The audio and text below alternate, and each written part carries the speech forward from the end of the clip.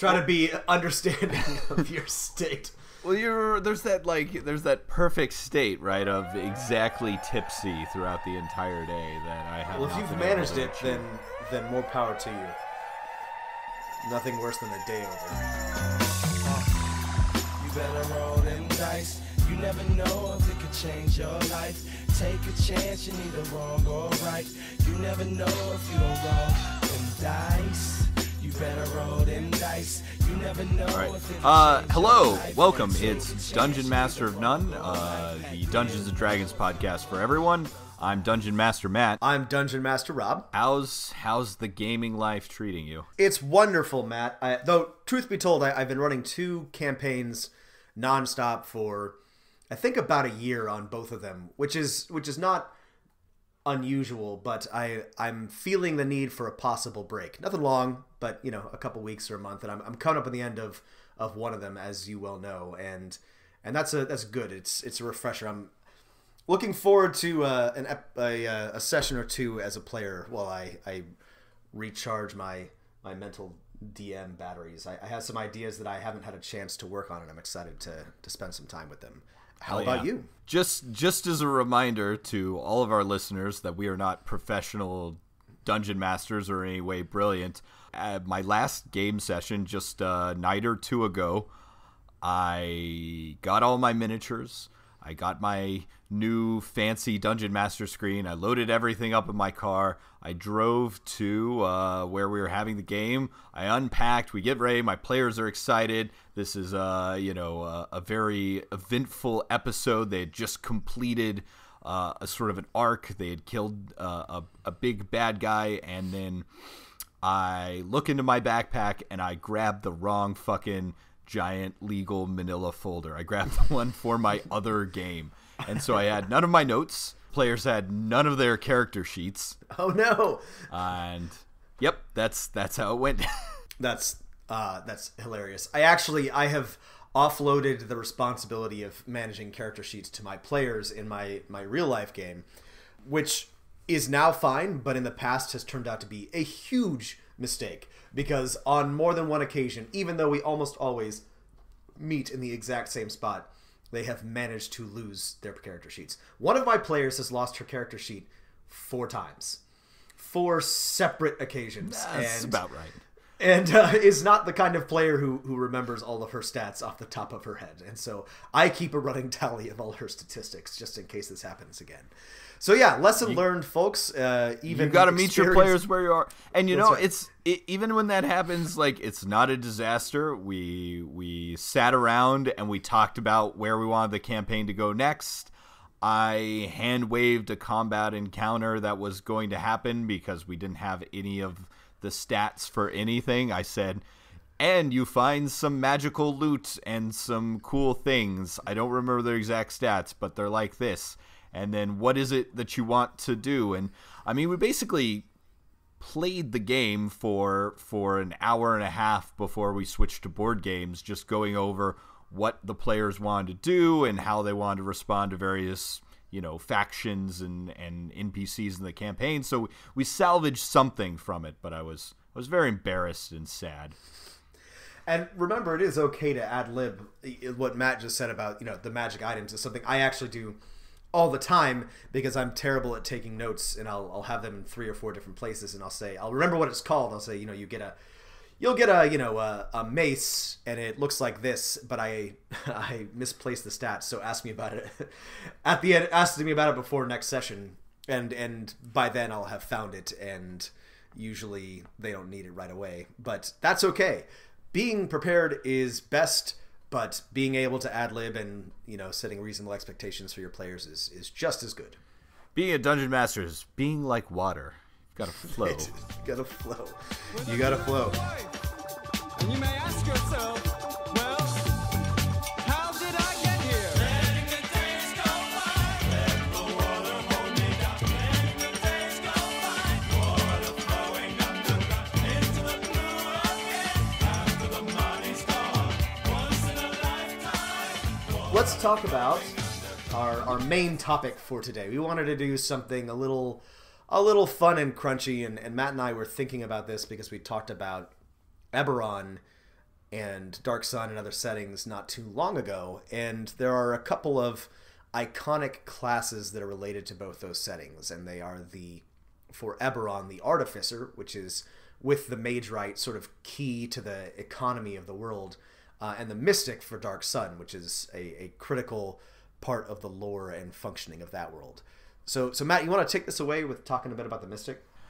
Yeah, the Mystic is the first, or I guess the second new class that Wizards of the Coast has floated for 5th edition. And, a lot of people in the community really like that Wizards has gone a different route with 5th edition. In earlier editions of Dungeons & Dragons and lots of other games, they've just sort of piled on new class after new class, and eventually everything becomes too complicated to really play or work, and people begin to complain. But they've taken the most conservative approach, which we've had no new classes released for 5th edition so far. Mystic, along with Artificer, seem to be their suggested new classes that they maybe will release. And they're very much still in the playtesting area, and as far as we know, will be for quite some time. There have been some rumors that they're going to start working on Eberron this year and Dark Sun next year or the year after, but that's still quite some time. And to be fair, the Artificer and the Mystic both need a lot of work, but they do fill interesting niches, right? Right. So the Mystic is based off of previous psionic classes, and the Psion mostly the Psion, though it does seem to be all of them sort of mashed into one, right? Which is kind of an issue. You're more familiar with Dark Sun, and I think you've played more Psions and psionic characters than I have. So, what's good and what's bad about the Mystic? Let's start there, and then we'll transition to the Artificer a little bit later. So the basic idea behind psionics is it's like an alternative magic system, magic of the mind. Telekinesis, mental manipulation, the things that like mind flayers get and stuff like that. And it's been with Dungeons & Dragons since 2nd edition and 3rd edition and 4th edition all had psionics. And, it's usually open to the Dungeon Master's interpretation, whether psionics is just one type of magic, kind of like a wizard's magic or a cleric's magic, or it's its own thing in particular. The 5th edition Mystic is, I think, an interesting take on the class, and it's absolutely, and I think this is why they're working on it, something like the Mystic or a psionic class is absolutely essential if Wizards ever wants to release 5th edition materials for a campaign like Dark Sun, or some of the other campaigns where psionics is really central to the plot and story of the game. In theory, mechanically and functionally, is a little bit different than, say, a wizard or a sorcerer. Right. Psionics are traditionally more bursty. You have a little bit more control over the rate at which that you put out damage or effects, because you can burn more or less power points, which is both good and bad. If you run games as intended, if you have a bunch of encounters during a day, then traditionally, psionics are balanced by going through the resources more quickly, but they can do some pretty impressive spiky stuff, which often causes players to think that they are overpowered, and not wrongly so. A properly built Mystic, as it stands right now, can do all sorts of things, and in certain cases overshadow other classes more than one at a time too. So in theory, it's not just, it's an important lore consideration, but it's also mechanically flavorful, different way to play. In the past, psionics has never really been perfectly balanced with traditional classes, but it's been a fun addition, and usually they play pretty well together. Right, like Wizards and earlier publishers of Dungeons & Dragons have always sort of taken the track that psionics is different enough that it gets its own system from spell casting, right? In 5th edition D&D, you have spells that you either know or prepare, and you can cast them and use up spell slots. And in psionics, you have points, right, that you can spend on different powers to either boost your character or hurt enemies or help your allies. What they've released so far, right, the 5th edition Mystic, is, I wouldn't say it's overpowered in the sort of straight-up sense that a Mystic character is going to outshine every other character in your party, but it just doesn't quite work with everything they have. And I think multi-classing is basically the thing that says this Mystic will never work with the way it's set up with the other classes, right? As long as characters can multi-class, there's got to be some really structural changes to the way the Mystic works. The other major problem that I have with the Mystic is that it is far and away the most rules-dense and complicated class ever to have been released by Wizards. And to be fair, I don't think they have any intention of letting it go to print anywhere near this state, but as it stands, it is incomprehensible. There are more options for the Mystic than there are for any 2 or 3 other classes combined. You can build 5 or 6 or 7 different types of characters easily and not even touch all of the possible options. So I think we've now hit on all the 3 main problems with the Mystic. One, if you have the Mystic, there's, for a lot of classes, for example, Rogue, there's no mechanical reason for a character to not take at least 1 level of Mystic, right? I was playing a Rogue in a campaign right now. There's no reason why, if Mystic was available, I wouldn't take 1 level of it next level, because the things you can do as a Rogue, if you have access to even first level Mystic powers, are above and beyond what a Rogue could do normally. The second is, the class document as they've released it with no art is 28 pages long, which is really fucking long. This is different because all of what would normally be spells are included in the class document, which Wizards went the route. Mystics don't really have spells. In earlier editions, Psions and other similar classes had powers that were the functional exact equivalent of spells. They went in the back of the book. You had to go look them up, that kind of thing. They went a different route with that, but it makes the class way too long. And then Rob hit on the third and final thing, is that a Mystic can basically be anything, right? When you have a Barbarian, you know he's going to be strong and can take a lot of punishment. When you have a Sorcerer, you know that they can cast a lot of spells every day. When you have a Cleric, you know that they can heal things. A Mystic could be any or all of those. So what would you do differently, Matt? How would you change the Mystic? And how have you changed the Mystic? Because I know that you're running or thinking about running some games where psionics does play a part. I think there's a number of options here. You could go with a full rework. I think this is perhaps the safest and most conservative way, is if you reworked all of the different talents and psi points and things like that back down to traditional spells. The spell slot mechanic, which every single caster in the game uses right now, is, in my experience as a DM, pretty easy for players to get a handle on. If you go to something like that, it'll be super easy. Is that what you're inclined to do? Yeah, I mean, it's not ideal, because the sort of idea of a scion is maybe it's slightly different than magic.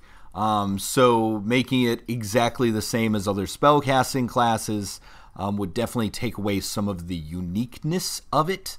And the sort of fiddliness of it, but it would certainly make it simpler. I think another option is to take the Mystic class and break it into, really there's only 2 things when I kind of really think about it that a psionic or a Mystic can do. One is the more kind of wizard or sorcerer type things, where you cast lots of spells, you can control the battlefield, you can control people's minds, you hurt people with your mind, or you enhance yourself. If you separate those 2, basically into a scion and a psychic warrior, the class becomes a million times more straightforward and simple. That's my inclination too. If I were going to run this, is I would try to divide the Mystic into at least 2 classes, if not 3. I know exactly why Wizards doesn't want to do that, but trying either the Psychic Warrior and Soul Knife stuff needs to just be cut, and they need to just make it a Psion and add that other stuff later, or they need to divide it into other classes, in my opinion, to make it really make sense and to work. There is precedent for this. The Warlock sort of picks their pact of whatever, a blade, a tome, a chain, right? And this sort of is pretty defining for a Warlock, and it tells us whether they're going to be a more kind of like a fighter, kind of like a wizard, kind of like someone who just shoots things a lot. And I think you could do that with the Mystic while still keeping it one class, where you pick a subclass at level 1 that tells you, are you going to be a Psychic Warrior? Are you going to be more like a Psion? Or are you going to be like a sneaky mind messy with roguish type thing? And that I think would work. And that would, you basically knock a lot of what's in all these options into the subclasses, and then you maybe have a nice list of spells that are available to all at the end. I think that works. I'm interested to see where Wizards goes with the playtesting. It has been in playtest for, I think, well, actually that's interesting. A year, but there was an initial release, and there's been at least 1, maybe 2 separate releases since then. They revised the Mystic already. I think they're sticking with the one that they've got. But yeah, it's been in playtest for close to a year, and it could almost certainly use additional playtesting. So we'll see what sort of data they get back and what sort of changes that they make, because some of the playtest materials have come to print basically unchanged, and a lot of it has been changed. So I'm interested. We obviously have some ideas about what could be done differently, but until we know more about what Wizards wants to do, then it's all just sort of guesswork. My idiot dog locked himself inside my room. Last thoughts on the Mystic. I think there's a lot of ways Wizards could take this class. There's a lot of fun to be had here. I think it's essential to have this class to play something like Dark Sun. I think if they made it more in line with Wizard, Sorcerer, Warlock, where anyone can really pick it up and play it from level 1 and learn the class as they go, that's probably the best bet, considering every other 5th edition class lets you do that. So that's sort of the direction I hope they go in, while sort of still keeping some things that a Mystic can do that other spellcasting classes can't. I definitely think that there's a way to bring this in line with 5th edition. It just may have to be a lot simpler, like most of 5th edition's classes are, and I don't think there's anything wrong with that. So maybe what will happen is Wizards will heavily cull the options, which would be bad for some, but it probably fine in the long run. So we'll just see what happens. But I'm excited about what's been released so far. It's a fun class to play.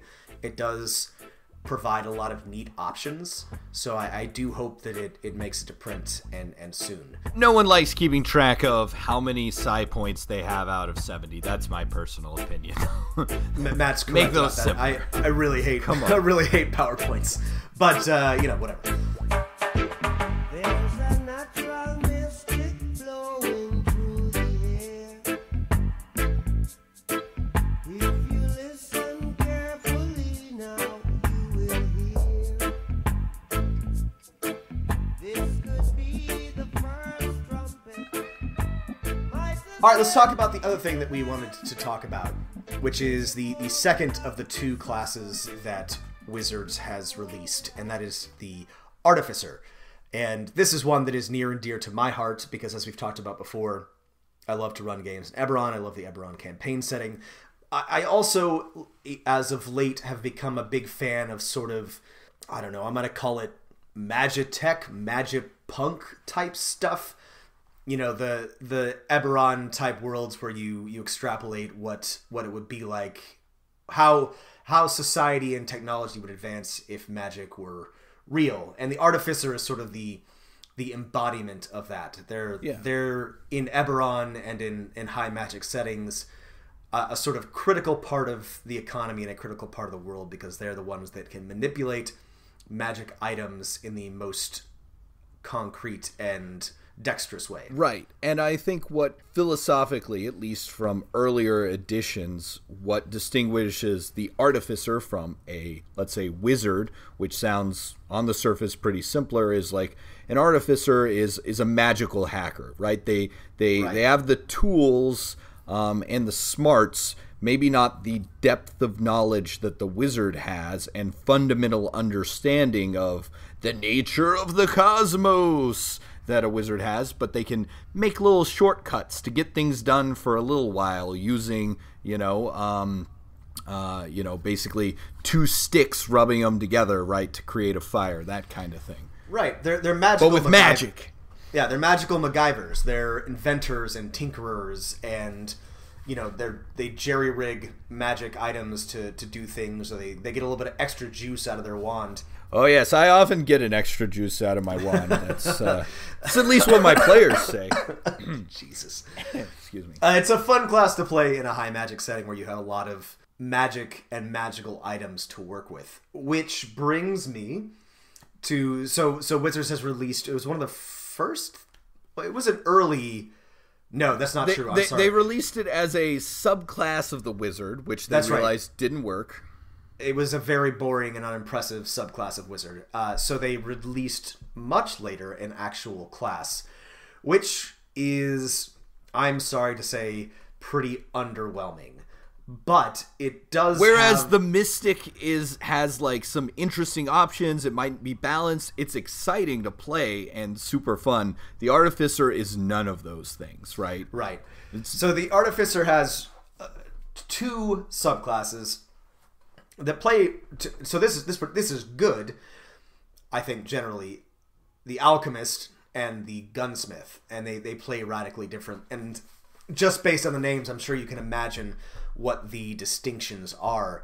But the problem, so there's a lot of problems. So a lot of unpack here. First and foremost, there's very little in the base Artificer class to be excited about. Most of the core abilities relate to using magic items. Things like you can attune 4 magic items instead of 3. Am I getting that right? I think that's about right. 5 instead whatever. of 3. I think it's, Refuse whatever. to look things up. One more. That's right. That's against the ethos of the podcast. Don't look things up. Either way, it's one more than everybody else can attune. Good, not great. Sure. You get some free magic items. The list is pretty unimpressive. Good, not great. They get some, and this is weird, they get limited spell casting, and I think they're the only, there's something unique about it. I think their spell casting is like on par and maybe even worse than the Eldritch Knight or the Arcane Trickster. Yeah. 2 classes, Rogue and Fighter, which have a million other things to do besides spell casting, right? Yeah, their spell casting is about on par with a Paladin or a Ranger or an Eldritch Knight. They don't even get cantrips, which is just, they should at least get like Mending, right? That's a cantrip. Right, Mending is a cantrip, and if anything, the one spell the Artificer should have. Right. The spell list is small and limited, and they do get infusions that they can hand out to other players, but it's highly limited. And it's just it's very obvious that Wizards is, with all of these things, making sure that they don't make anything that's overpowered. And of course, I respect their desire to do so, but they have, in my opinion, played way too conservatively with the Artificer. Well, before we talk about how to fix it, I'd like to talk about the flavor of the Artificer, right? Oh, yes. So the idea of the Artificer, especially as it relates to Eberron, is that an Artificer is exactly what you said, a magical MacGyver. They are the one who, even maybe more than a wizard, right, can come up with a solution to not every problem, but a lot of problems, right? They can quickly get a spell for that, right? Especially like low-level utility spells that might fix a certain situation. Oh, I can get see invisibility goggles out of my sack, or pull out some glitter dust, or imbue your boots with spider climb so you can walk over this trap, right? They're a magical MacGyver. And right now, they're really fucking bad at that. And the two specialists, the alchemist and the gunsmith, also, I would not allow either of those specialists in Eberron, because in Eberron, magic has replaced both chemistry and firearms, right? You don't have a gunsmith, you have wand slingers. You don't have alchemists, you have just people who use real magic. And so it gets that wrong. It's a weird mixing of science and magical hacking instead of just straight up magical hacking. Right. The ideal artificer has played in the past, hands out a buff to the fighter, boosts up his magical weapon or makes his armor a little bit better, and then, fires off some rounds from his wand of magic missiles, and then he'll cast a spell or do a little bit of regular combat. It's very much like, I guess, a bard in that respect, in that they have a lot of different tools to address a lot of different situations, except it's based on having the right magical tool rather than just being able to address it inherently. And as it stands with the wizard's version, you're pigeonholed into being, like Matt said, an alchemist who has lots of tools but of a specific type, or a gunsmith, which is basically a fancy fighter with some magical ability. And not only are these weak, but the flavor is just folks, it's just not good. It's game breaking in a way that I really hate, in that, like, oh, you're an artificer, you've created this magical gun, can you hand it to me so I can shoot this person? No, you can't. Oh, you're an alchemist, you can create cool potions, can you hand me one so I can use it tomorrow? No, you can't. Why not? Well, the balance. But it also doesn't make sense according to the world we're all pretending to play in. It's much too gamey, and it's weak, and so there's another structural problem, and that's that for a class that relies on magical items, the rare magic item problem of 5th edition rears its head again. In 5th edition, having a class that relies on magic items is just sort of tricky. Because if a big part of your power comes from being able to equip one more or use things that you wouldn't normally be able to use, then you're having, well, as a DM, you're having to work a lot harder to make your artificer feel useful. And as an artificer, your options are limited. And this is sort of abundantly clear when you look at the list of items that they can make themselves, which is a cool and neat thing that artificers can do and have traditionally been able to do. And the list is just sort of you don't get anything particularly powerful until 10th level, and the item that you can create isn't anywhere near as good as something that you'll have found already. And, that's a balance issue, and there are considerations, but I don't think that giving an artificer, as they're balanced now, a disproportionately powerful magic item would really make that much of a difference, and it would balance the class a little bit better. 1, 2, 3.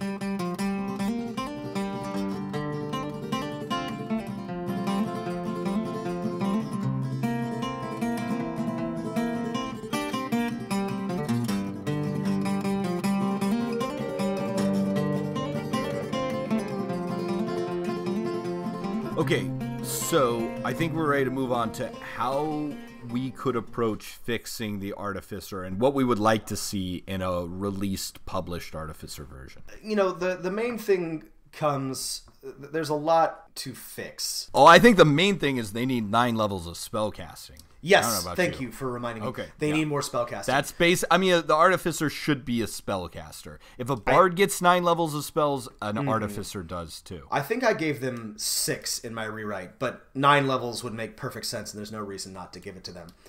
They should also get cantrips, just a much more expanded spell list. This is the first thing that I did to make them more useful, is give them a lot more spells to work with than they had before. So that's the easy number one thing to do. Basically, an Artificer should get any and every spell that is utility or could be conceivably cast instead of on a person, on a magic item, right? Exactly right. So all the utility, all the things that you could cast on a person, right? What I would do is, I think there are a couple things in the basic class that seem pretty powerful that you could knock off as it stands, like Mechanical Servant. Is that something every Artificer is going to have?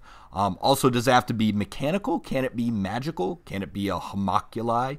Anyway, I would also basically, as we decided, the guiding ethos of Artificer is a magical hacker. They hack with magic instead of technology.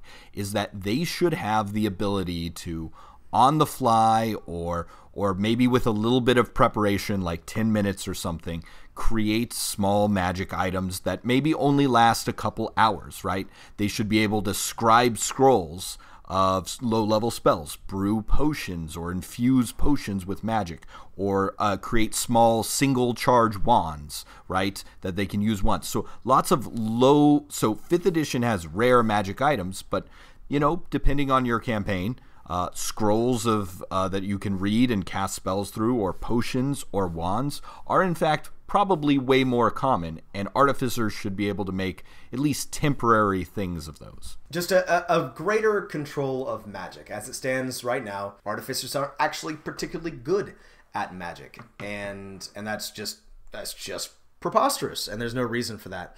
The other thing that I would do is that, so right now, Mechanical Servant is an option. It's their 5th level option, and the idea and balance is generally okay, but not every artificer wants a Mechanical Servant, so give them choices there. In my game, I have allowed artificers to create magical armor, get a magical servant, or create a sort of focusing device to improve their magical spellcasting. Perfect.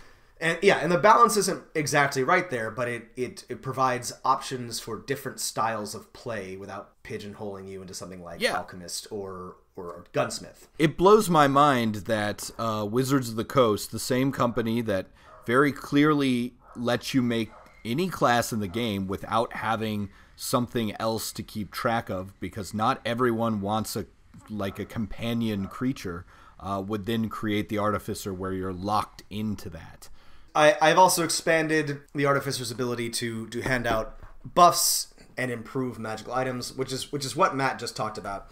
That's really, to me, that's always been the core of the class. That and better use of rods and wands and of other magical items. And if you really what I think you should just do, or what should be done to both improve the flavor and the general play of the class, is just really focus on that. Let the Artificer tweak magical items a lot more flexibly, allow them to hand out buffs a lot better, allow them to manipulate items and magic a lot more freely, and that's all you really need to do. And that would set it apart. It still sets it apart from the wizard and the sorcerer, but it keeps it theoretically in the right power level.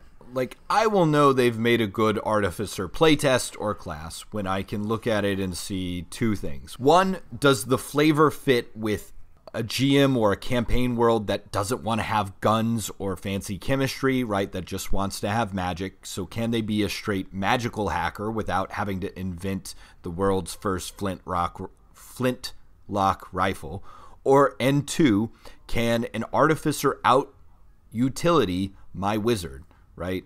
If a wizard is more useful in a pinch when they have the correct spells prepared than an Artificer, then the Artificer probably still needs some work. The Artificer should have a magical toolkit full of all sorts of things that they can use in a pinch to address interesting and challenging situations. And it's until they get that right, and this is, to be fair, this is a tall order. The Artificer in 5th edition, or 3.5, was potentially extremely overpowered. It was also really complicated and hard to understand. Yeah, tall order, and we get it that the Wizards probably doesn't want to have a repeat of the way that it was in 3.5. But it was such an interesting class, and it was such a unique class, that the way that it's been presented right now really feels like just not quite good enough, in my opinion. So what we're saying to you wizards or anyone working on this playtest is, one, the Mystic too unique. Dial it back, buddy. Dial it back. Well, too much. Yeah, okay. Artificer not unique enough. Yeah. I mean, when we say it like that, it sounds stupid, but I think that's actually what we're saying. That is exactly what we're saying. We're looking for, in terms of general design, something in the middle of what they've done with both of them. And to be fair, we love most of what Wizards have done, and we're pretty happy with the classes as they are. We just have strong opinions and would like, them to be acknowledged. Is that so much to ask? It is a lot to ask, and I mean, if these two, the fact that they've playtested these classes has kept us Dark Sun and Eberron fan people sort of on the hook that, yes, they are going to eventually try and put these other campaign settings out there. And you've got to have them. You've got to have both of these for either of those campaign settings.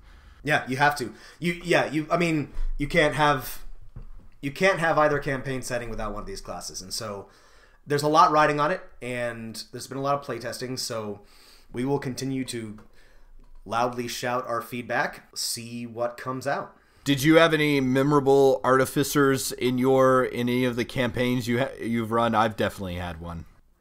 I have too. I think it's almost a requirement for an Eberron campaign to have a memorable artificer. They're such a key part of any party. I feel like I had a player. I had a player who had a Warforged artificer whose name was just Magic, and he didn't talk very much. But he had figured out how to basically not only buff all of the party, but then out-damage everyone else with like a blasting rod that had been super enhanced. And he was always like messing with elemental bindings on things. He definitely derailed more than one lightning rail on the way from Fairhaven to Sharn.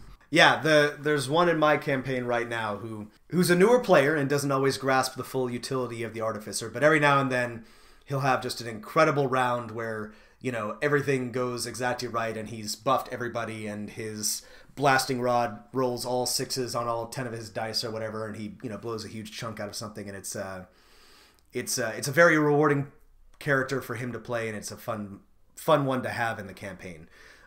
Obviously, these are flavorful, exciting classes that can be campaign defining, and so we just want to make sure that they are well represented. That's Final right. Thoughts. Final thoughts. I would say final thoughts is check out our website. I don't know about you, but I'm willing to put up my version of the Mystic. If you check the homebrew section of our website, I've actually already put up my adjusted version of the Artificer. It is hell yeah, not as much as I would like. I tried to keep it as close to the Wizards version as possible, which limited me some because my player had already begun. Crazy. Well, my player had already begun to play using the Artificer playtest, and so I didn't want to confuse him too much. There are some other more ambitious rewrites of the Artificer that I think get closer to what should happen, but this one's pretty easy for players to pick up and work with. So take a look. dmofnone.com/homebrew. And you can see that there. And then Matt will put up his Mystic. And we, of course, welcome feedback. So if you're listening and you have ideas, let us know, because we are not experts in any stretch of the imagination. And we're always interested in hearing other ideas and how to make these better. So let us know. I'm an expert when I remember to bring all my fucking notes to the actual game I'm playing. Professional and character experts. Sheets. Well, thanks for listening to us babble about the Mystic and the Artificer. We really hope that you got something out of this. Like I said before, please send us feedback. Please share your ideas. Let us know if you've seen like a really cool rewrite. And we will talk to you next time, adventurers. This is Rob signing out. Ta-ta.